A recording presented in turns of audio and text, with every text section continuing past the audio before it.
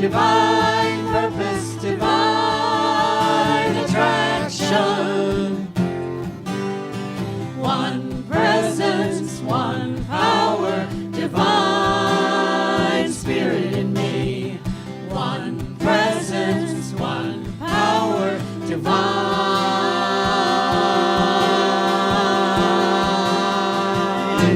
spirit in me.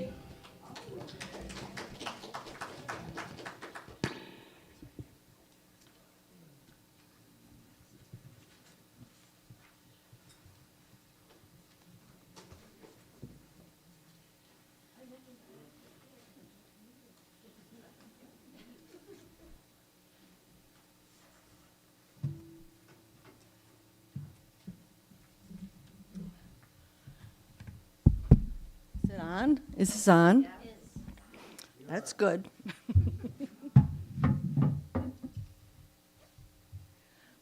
Okay. I'm Beverly, your chairperson. Welcome to you and those at home of Unity of Appleton, a community for spiritual growth. Early in March, after our Sunday gathering, which by the way is the daily word for today, I felt challenged at the Way of Mastery books, at the Mastery book study that we have upstairs. And I felt challenged to write a poem about now. After reading that passage, someone questioned the meaning of now. And after discussing the passage, someone looked at me and said, "You should write a poem." I tried and got nothing. The next Sunday, I approached another group member, told her all that I could think of was "how now, brown cow." She said that, well, people like comedy, why don't you just kind of write a poem, that, a funny comedy about what now is. I tried that too, and I failed. Got nothing. So I think I have a great sense of humor, but evidently not on paper. So after struggling for a month, I finally wrote, "This is now." And what I'm doing is dedicating to those three people that I talked about, and you know who you are. So I'm going to read the poem. This is now. We want to live in the now, but we don't know how. We are afraid of the future and the past. A good, happy life is flying away fast. We may live 1 year at a time, or just 1 month in our minds, or we can truly focus on the day with positive thoughts throughout the day. Let us truly focus on each moment of the day. Let us truly care to listen, hear what people say. Let us truly embrace the beauty of nature every day. Let us truly show our love to everyone. The more we love, the more we give. The more we smile, the more we forgive. The truth will shine through the rising sun. We look within ourselves, our heart and soul, to find positive thoughts.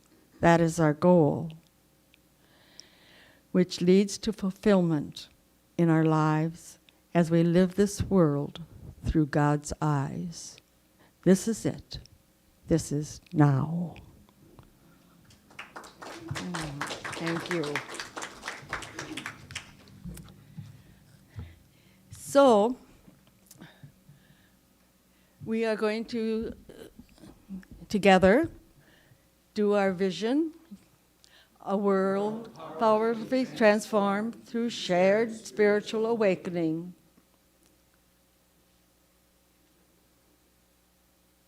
And our mission, advancing the movement of spiritual awakening and transformation through unity, a positive path for spiritual living.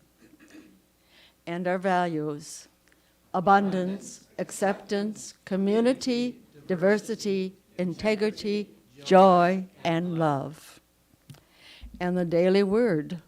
Oh, our children, excuse me.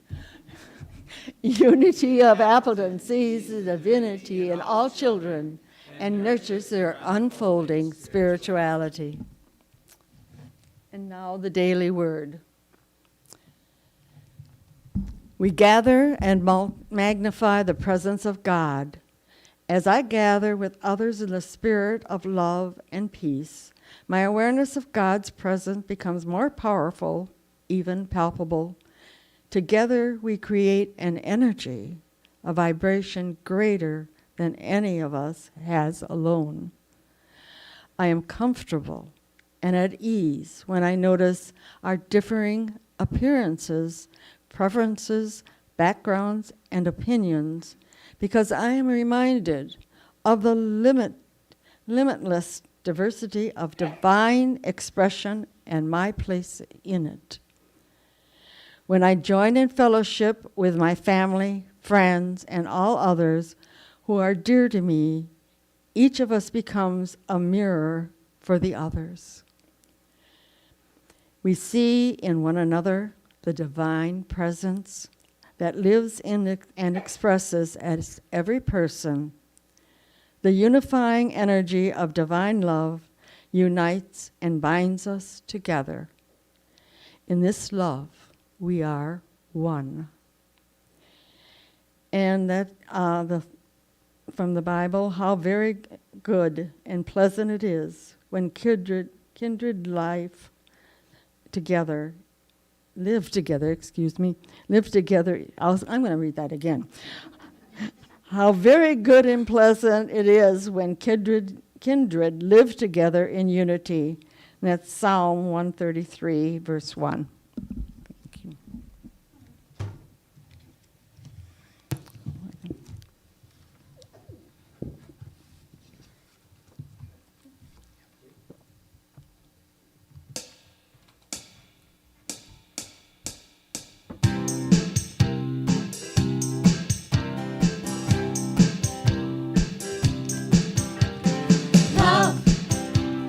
Love will keep us together.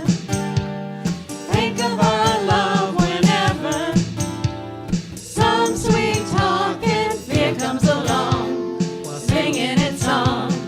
Don't mess around, you gotta be strong. Just stop, 'cause we really love you. Stop, we'll be thinking of you. Look in our hearts and let love keep us together.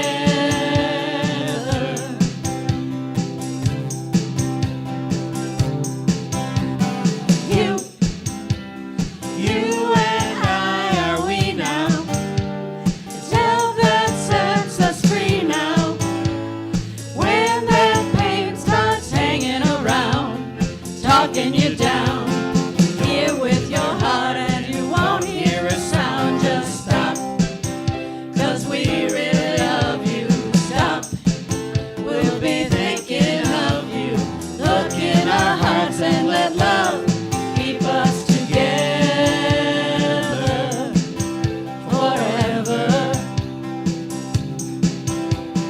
Strong and powerful, so today is your day to shine. When the others turn you off, who'll be turning you on? We will, we will, we will, we will be there to share forever. Love will keep us together. Said it before and we'll say it again, while others pretend. We love you now and we'll love you then. Just stop, 'cause we really love you. Stop, we'll be thinking of you. Look in our hearts and let love keep us together forever. Strong and powerful, so today is your day to shine. When the others turn you off, who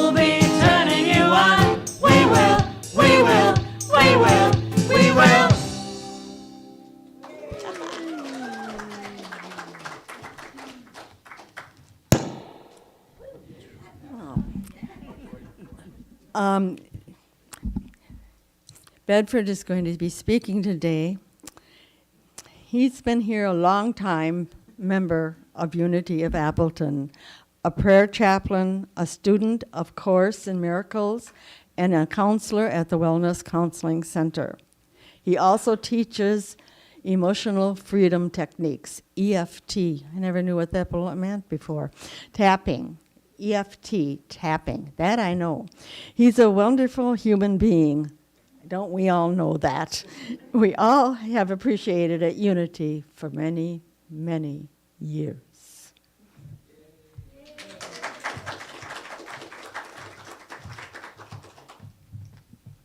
Thank you, Bev.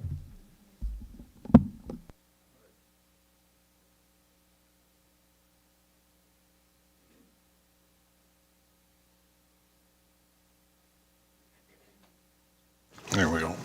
Can you hear me now? Is that going to be too much? Okay. I'm going to start off. I'm going to probably go back from here, back here, and back again.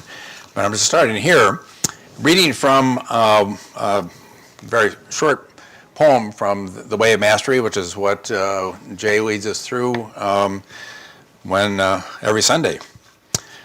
It reads, I am one with the Creator now. I choose to fulfill my purpose by extending only the reflection of myself, capital S, and I am but love. It's really exciting for me to be here today because each of you is shimmering with light. Do you know that right now? You are. You're shimmering with light. It's coming out of you. And it's filled this whole room. It's just incredible. But oftentimes we don't go around noticing it, if you will. Not just noticing it in others, but not in ourselves either. But you are. You're shimmering right now in light. It's exciting to be able to witness it and to share it with you because life is so much wrapped up in our difficulties, our struggles. And it's easy to make that the dominant theme in life, if you will. It's no accident, I think, that I chose the ministry and counseling as my professional career, because I really am looking for my own way of growing into awareness of the light. In one sense, I would say we all live in glass cages, and the glass cages tend to be splotched with all kinds of issues that we experience in life that make it gloomier, make it grayer, if not actually dark. And our job, if you will, is to clean off, because the glass is meant to be translucent, and the light is out there, and it's always shining.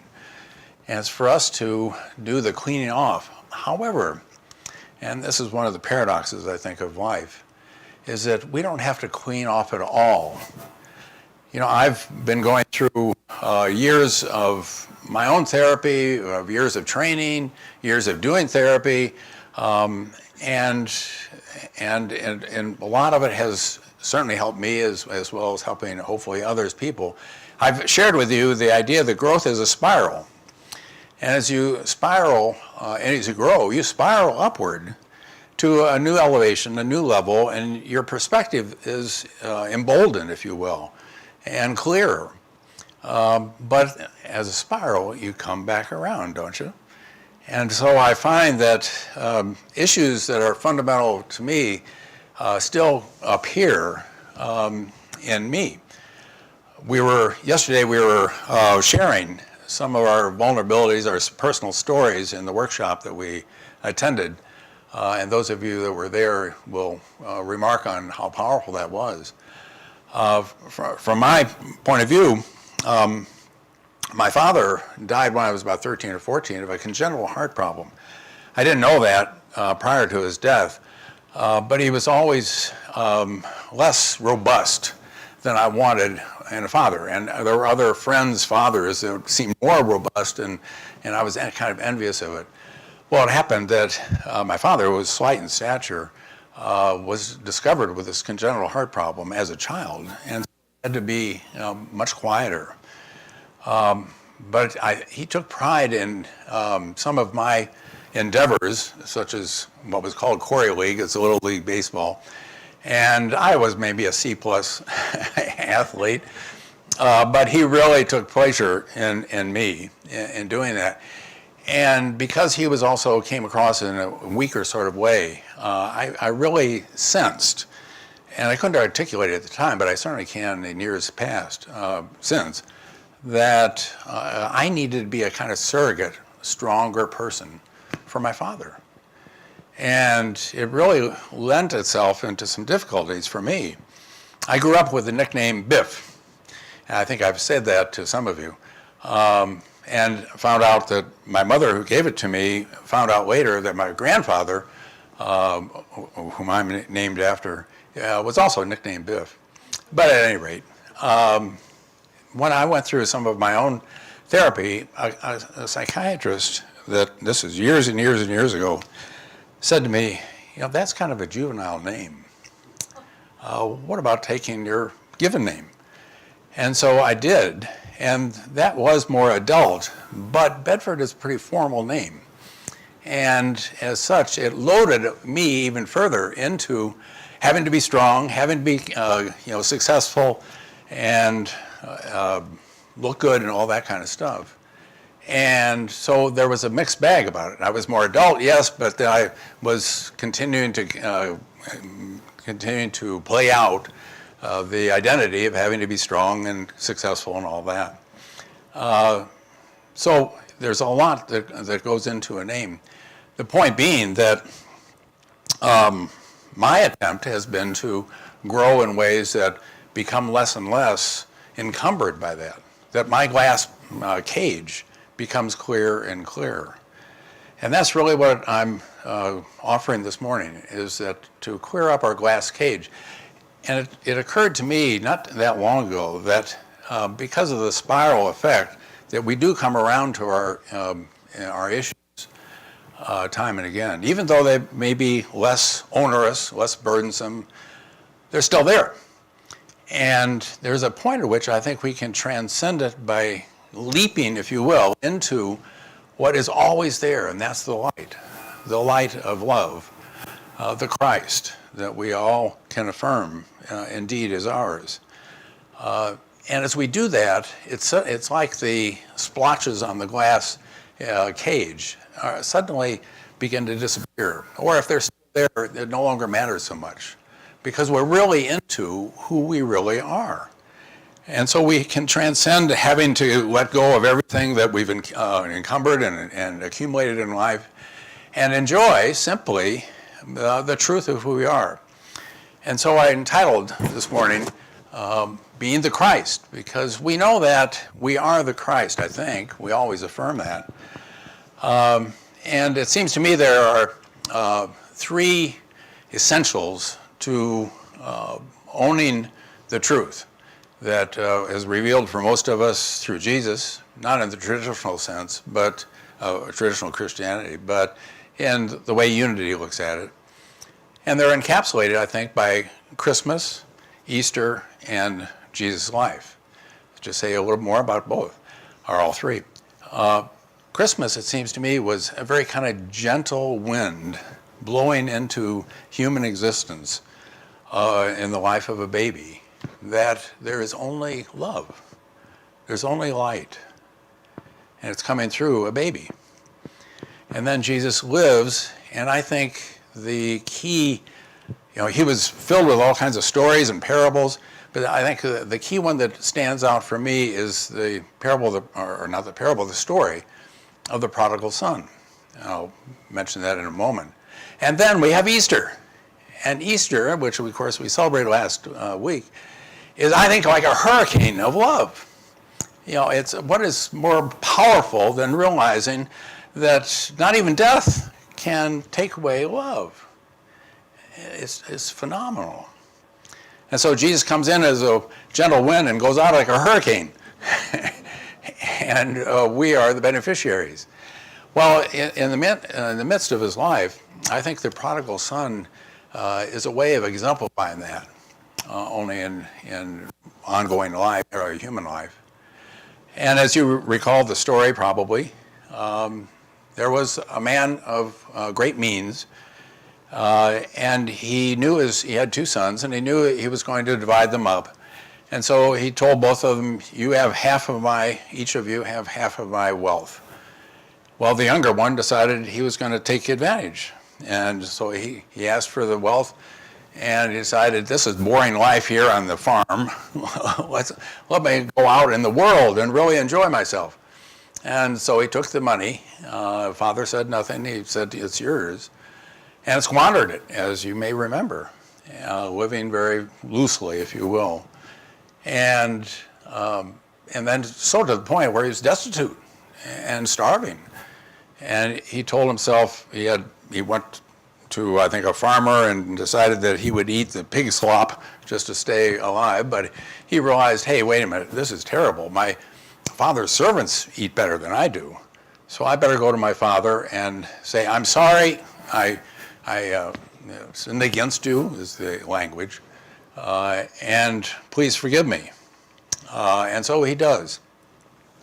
And his father sees him coming and calls for his best robes, and calls for a ring, and calls for the fatted calf to be killed, and sets it all out, and runs up to his son and grabs him and hugs him and says, I'm glad you're back. I love you so much.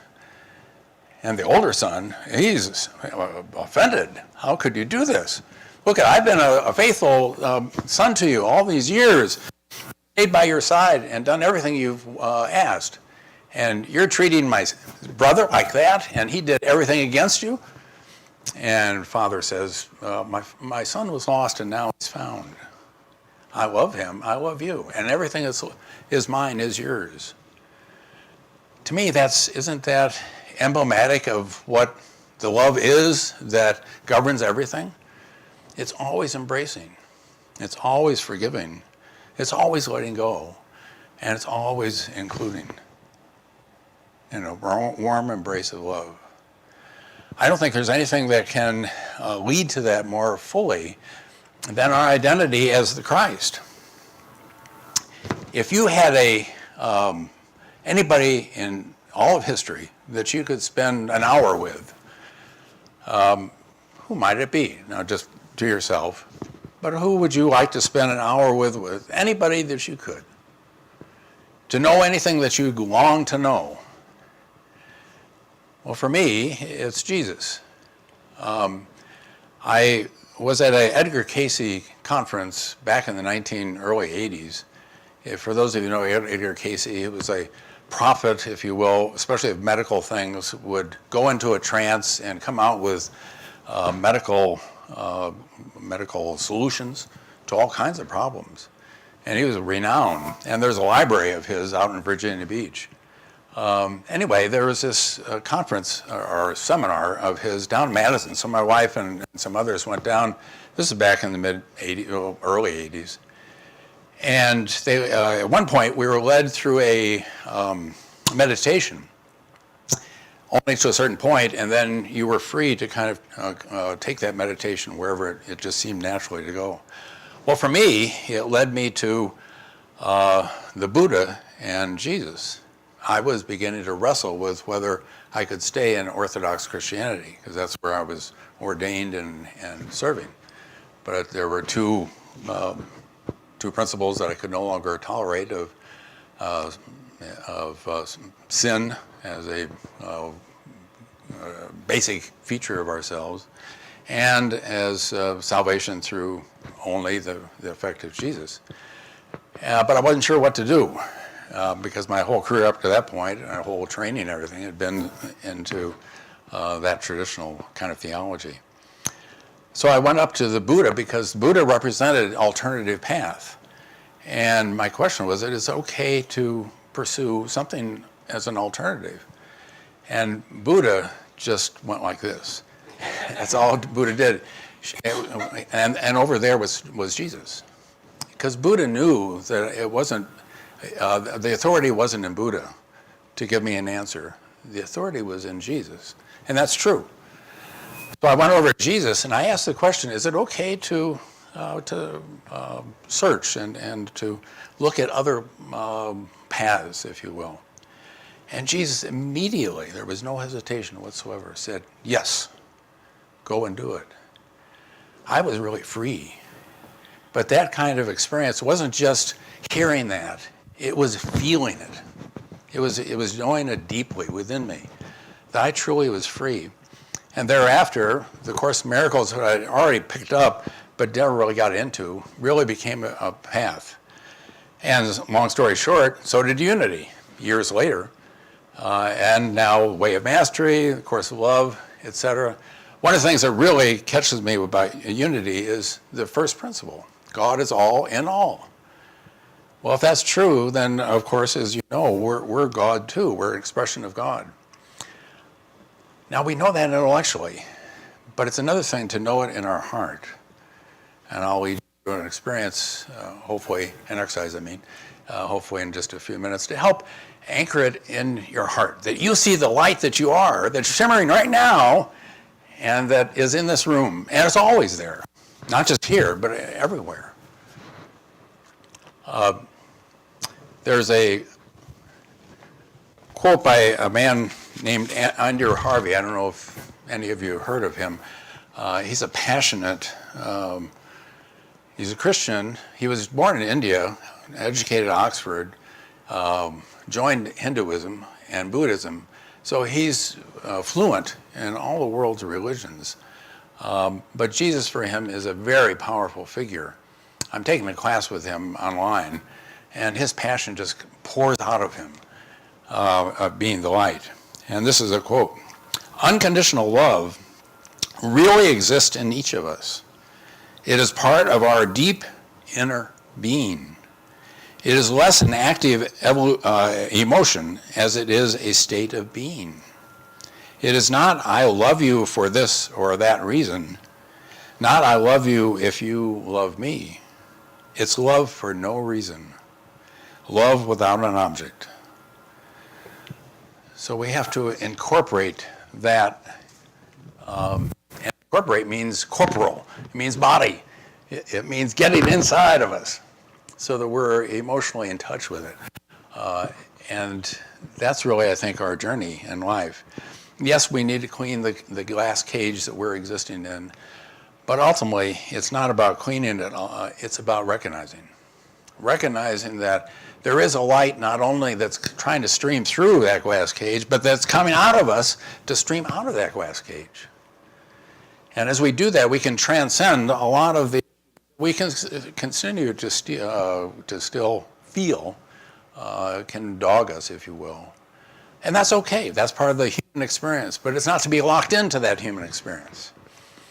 So I think there are three aspects to love that I think are extremely important from my standpoint, and I'd share them with you today, built on the tripartite experience of Jesus, Christmas, prodigal son, and Easter.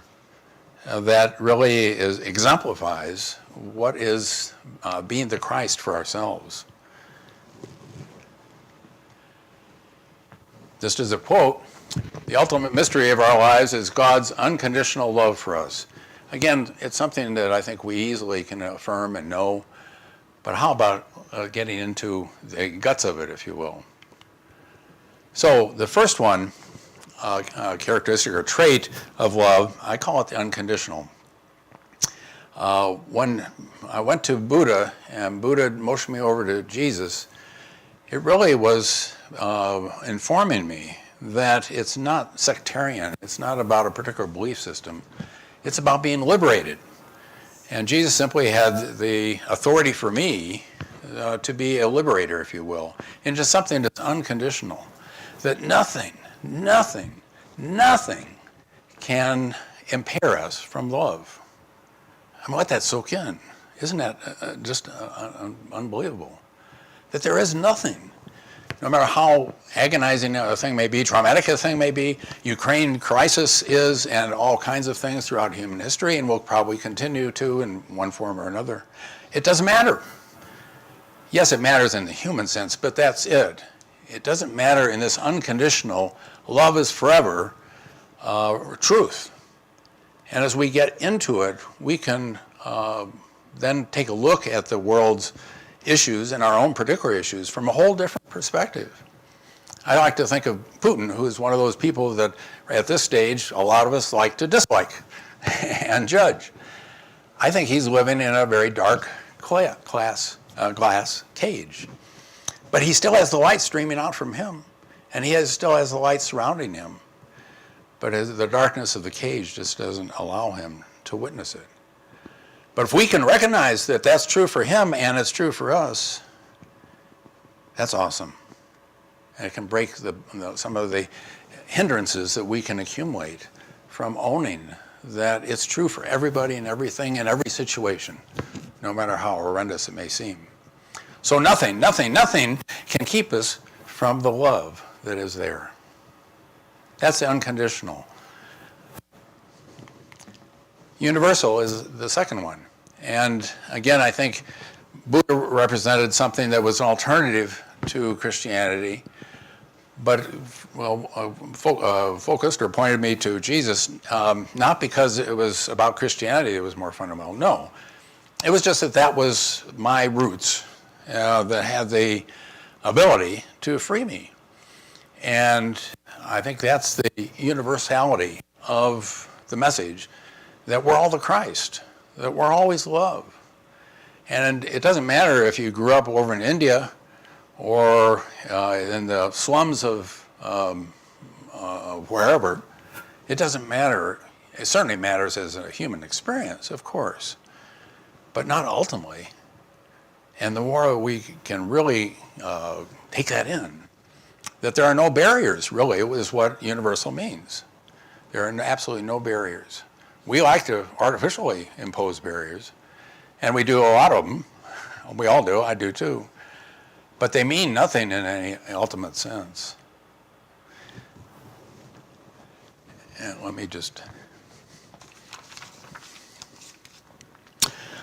So consequently, the trees and the flowers and the every green thing, the spiders and the dogs and the giraffes and the boulders and the sands, grains of sand and rocks, and every person who's ever been on this earth, ever will be on this earth, that they all radiate, reveal the Christ.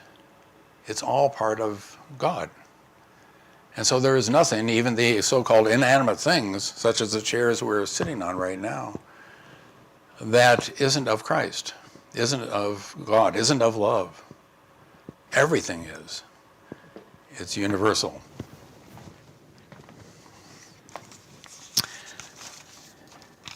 So, I've briefly talked a bit about the two key facets of love that I think can aid us in understanding. We do have a cerebral cortex, and we need to let it do its job, which is to come to terms with concepts, with ideas, with realities. But we also have a limbic system back in the top and the rear of our brains that needs to feel. And that's the third, the personal. That's the prodigal son. Because when you really read the prodigal son, let it really soak in, it becomes more than just a story. It's a felt reality. You can feel, can't you, the father reaching out to hug his wayward son? Yes, I think we can feel that. So the more we make it personal, the more real something is. So we know that we're the Christ. We know it's unconditional. We know it's universal. Now, how about making it enter our heart? Making it so real that it could never be let go. I talked about my name a few minutes ago, going from Biff to Bedford, and that there were some difficulties with that name too. It's what I'm trying to convey is our names are very obviously personal and convey a lot to ourselves. When you name, say your own name to yourself, there's a feeling that's likely to come up. So that's why I said a couple of weeks ago, or suggested, that you say your name and then say Christ. That you are Emily Christ, you're Bev Christ, you're Carrie Christ, you're Paige Christ, that Cindy Christ, Jay Christ, John Christ, everybody. The point being that you personalize something, because name is very, very personal. As soon as you begin to claim that as part of your name, it becomes part of your identity, and identity means you are it, right?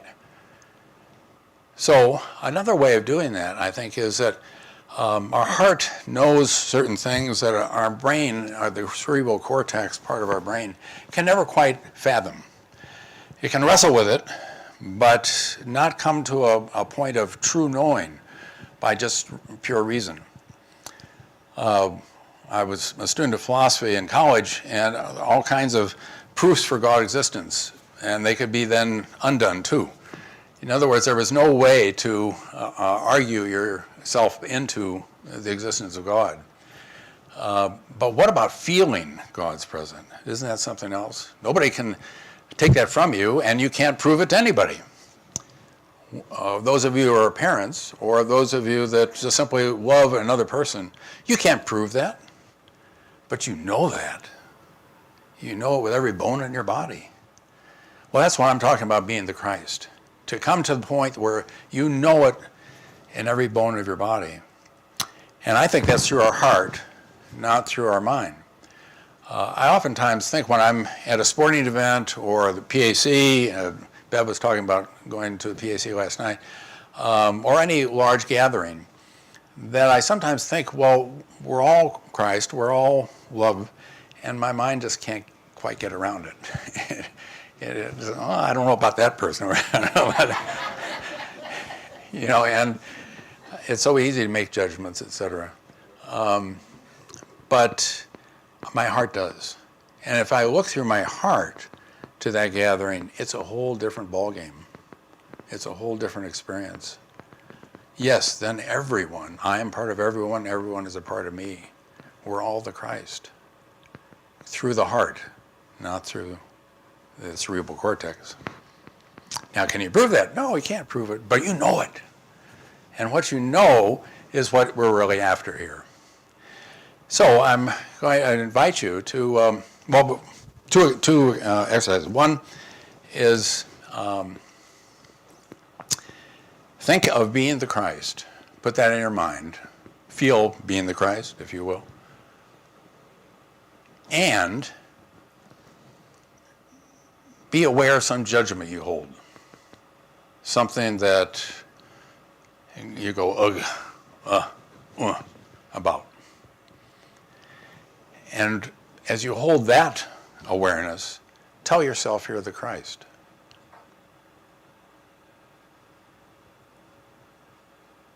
And what happens to you as you hold the ugly thought, if you will, and yet you affirm, I'm the Christ. And so is the object of my judgment.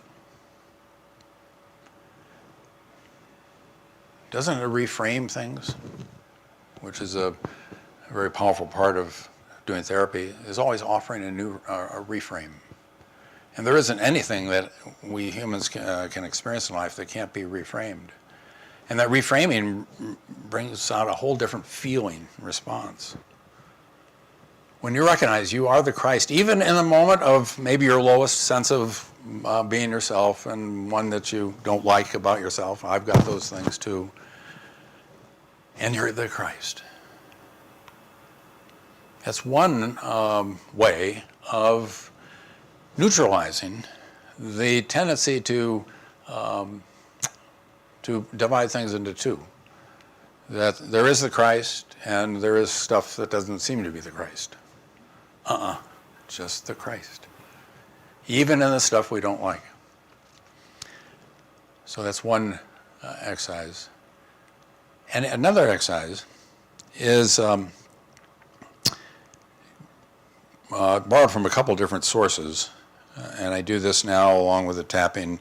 There's always various techniques that are, somebody did a catalog of all the different techniques in my field years ago, and it came up to 300 or 400. I think it's probably much longer than that. I certainly don't know all of them. I know I've experienced a number of them, but boy, there's a lot that can be helpful for us to make changes to clear out our glass cage.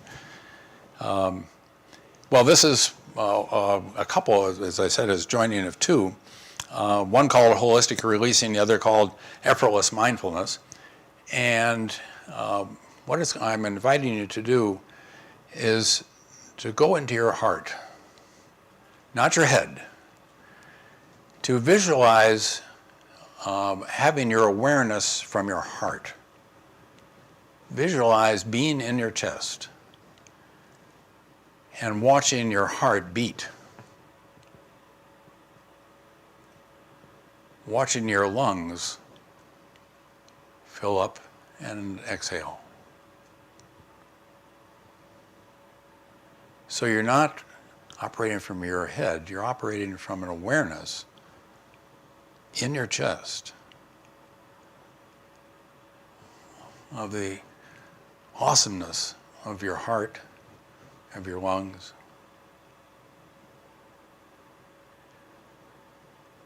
And what you're witnessing is you are that awareness, that pure awareness. That is the Christ, that is the love.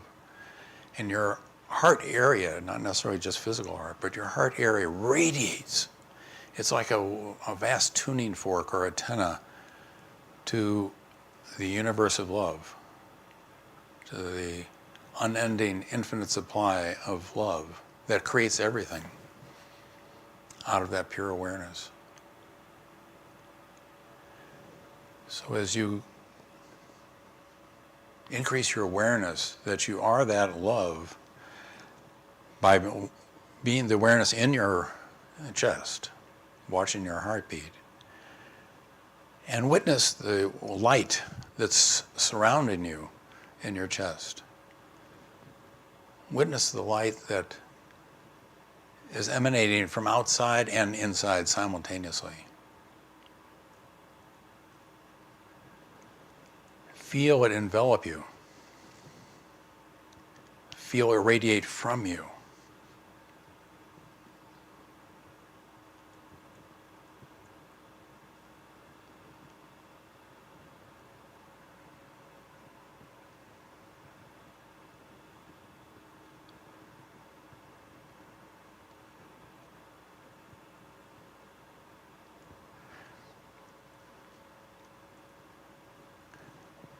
You're not just knowing something, you're witnessing and living and feeling the very foundation of everything. The love that has no limit, the love that makes everything, creates everything, the love that is you. The love that is you in your most wonderful state, and the love that is in you when you don't feel most wonderful. It's all you, and it's all love.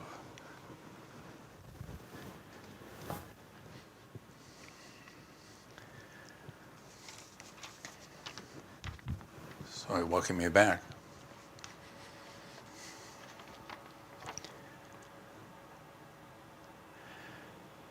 Did you have a sense of feeling being the Christ, being the love? It's unending, it's always there. It's the most real of any reality. And so I leave you with the salutation, or the blessing. Go in peace, feeling the emotional baptism into the transcendent and immanent of being Christ, being love, being all-encompassing, dazzling light. That is what you are. Thank you.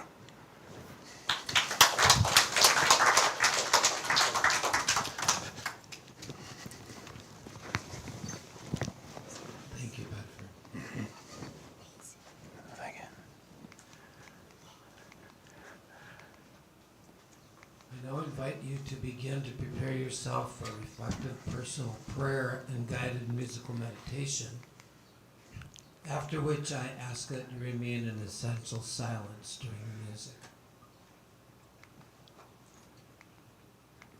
If you choose to, you may close your eyes.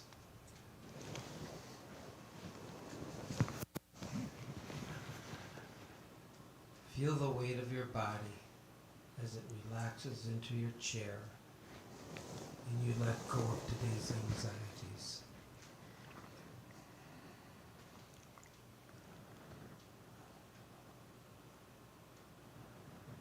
Feel your feet on the solid earth beneath as you let go of tomorrow's worries.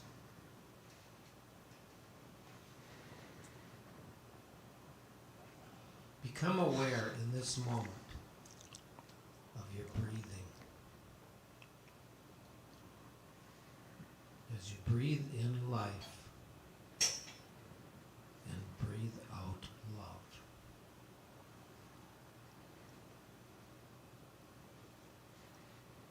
Breathe in life and breathe out love.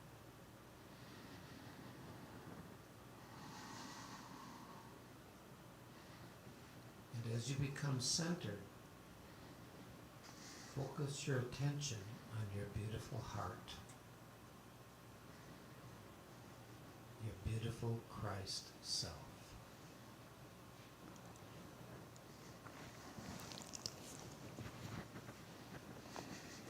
Become filled with gratitude and allow into yourself that which fills you with peace and light. And so we begin.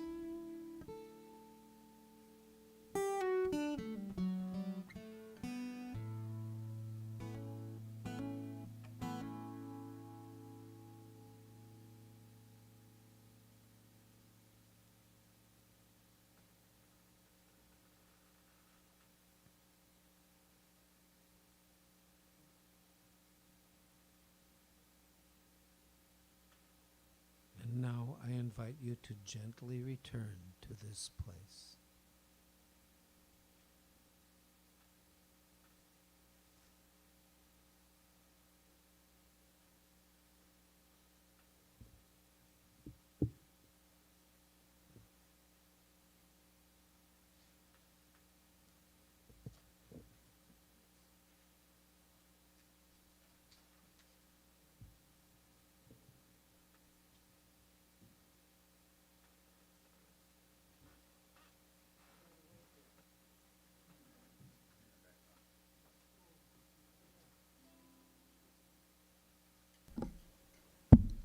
There we go. I said I wasn't awake yet. Oh. I wish I could go that deep in meditation at home.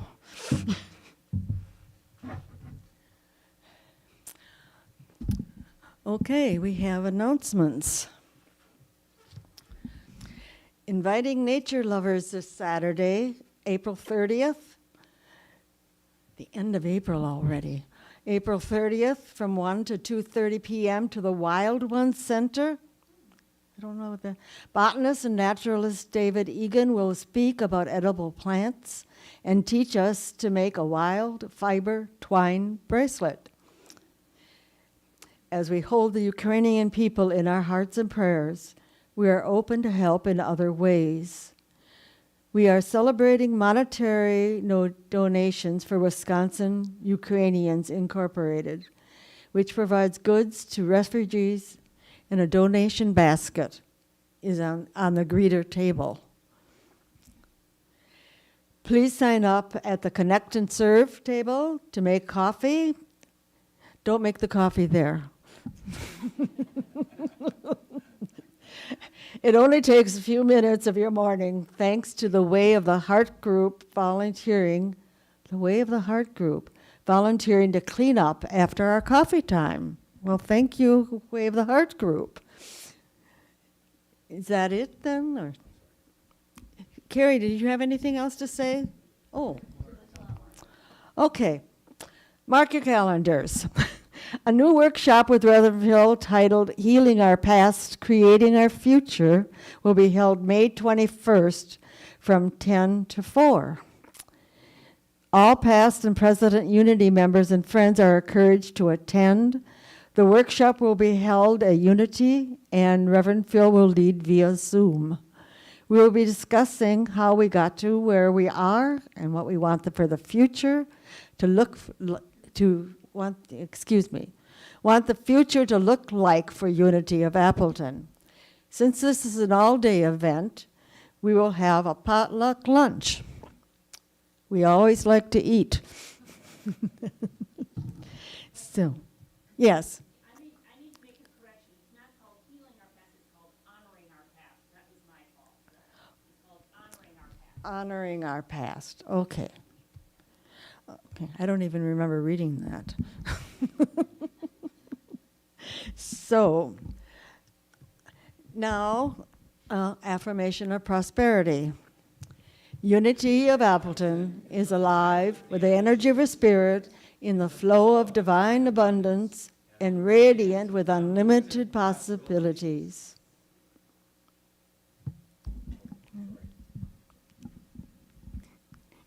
You know, I can't do the clicker. Okay. Divine celebration. Okay. Divine love in and through me blesses and multiplies all that I am, all that I have, all that I joyfully give, willingly receive.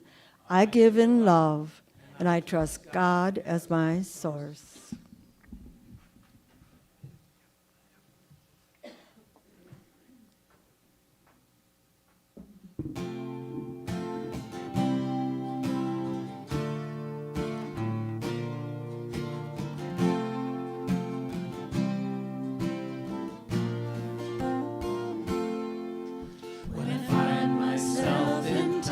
Of trouble, Mother Mary comes to me, speaking words of wisdom, let it be.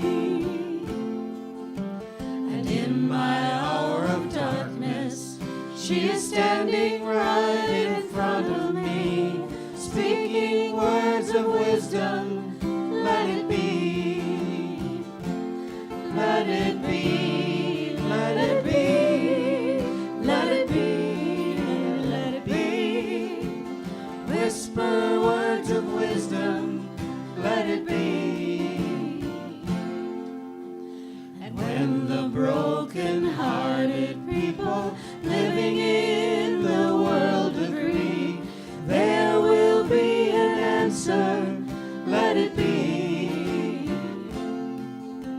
For though they may be parted, there is still a chance that they will see. There will be an answer, let it be.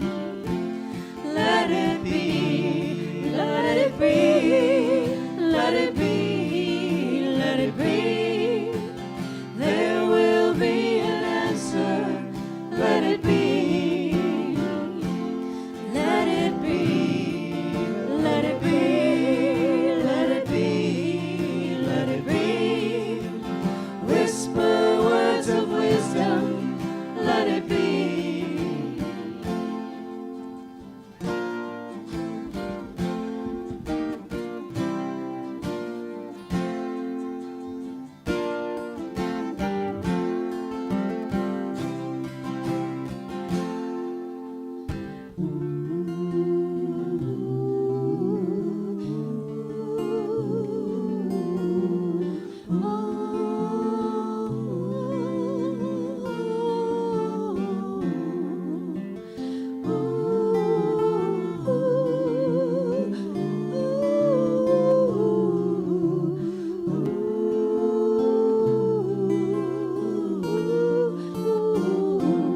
Let it be, let it be, let it be, let it be. Whisper words of wisdom, let it be. And when the night is cloudy, there is still a light that shines on me. Shine until tomorrow, let it be. I wake up to the sound of music.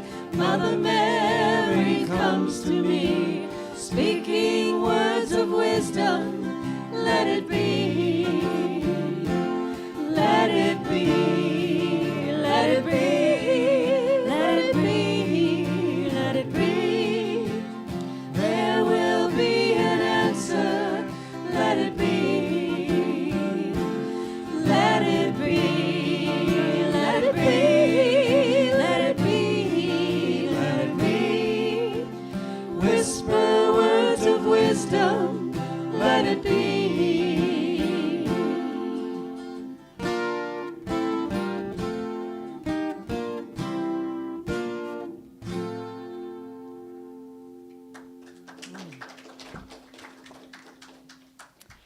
Yay, band.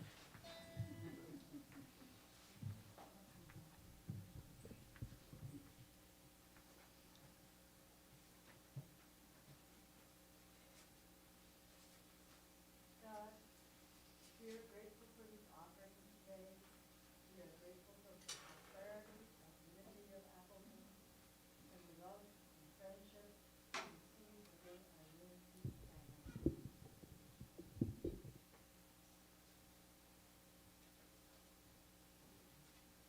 Now the prayer of protection. The light of God surrounds us. The love of God enfolds us. The power of God protects us. The presence of God watches over us. Wherever we are, God is. And all is well. All right. This song is the squeegee to your glass cage. Right here.